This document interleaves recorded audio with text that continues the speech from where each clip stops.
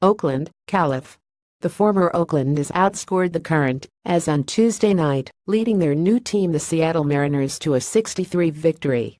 Yonder Alonso ripped a two-run homer in the fourth inning and Danny Valencia crushed a three-run homer in the seventh inning to put the Mariners up for good. Friends from their days of playing amateur baseball while growing up in Miami, teammates at the University of Miami, and teammates on the Oakland As last season, Alonso and Valencia were reunited in August. The Mariners acquired Alonso from the As in exchange for outfielder Boog Powell. The move was to find a left-handed hitting complement to the right-handed hitting Valencia at first base.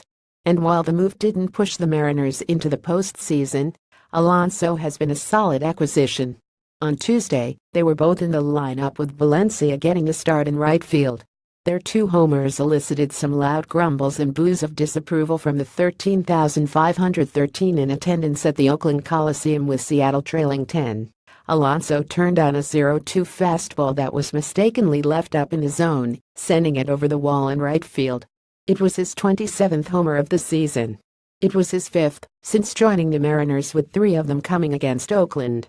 With the Mariners trailing 32, Valencia greeted reliever Ryan Dahl in excitable fashion, crushing his 15th homer of the season, a three-run shot over the wall in left center.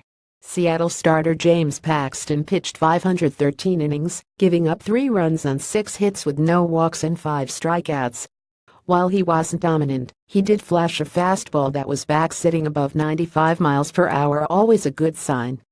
All 3 of his runs allowed came via the home run. On Paxton's third pitch of the game of 11, curveball over the inside of half of the plate, Marcus Semien yanked it over the wall for his first career leadoff homer. It looked as though Paxton was en route to his 13th win on the season, holding the As scoreless over the next 4 innings, while Alonso provided him a 21 lead in the fourth. But Paxton couldn't make it out of the 6th.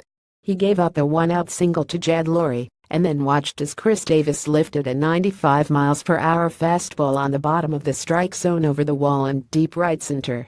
The two-run blast, Davis' 42nd homer of the season, gave the As a 32 lead and ended Paxton's outing.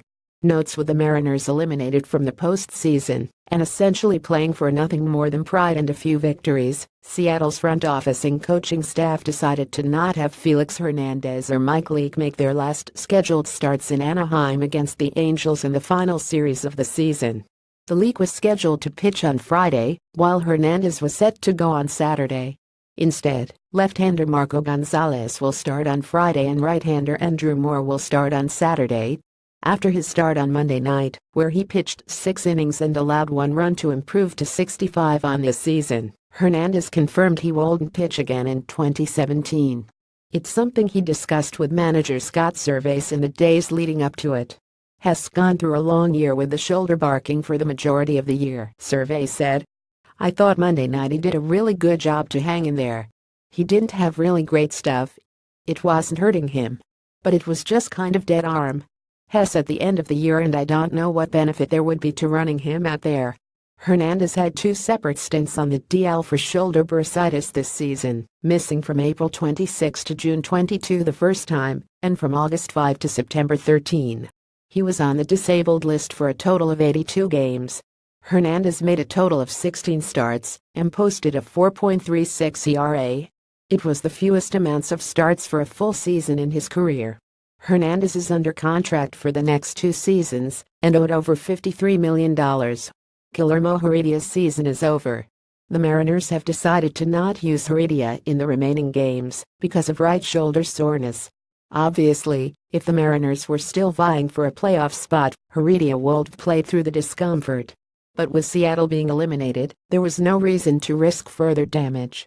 It actually happened last season on a pickoff throw to first base, when I was diving back in, Heredia said through interpreter Fernando Alcala. It felt like I dislocated the shoulder. It wasn't really an issue until recently, and they decided to shut me down.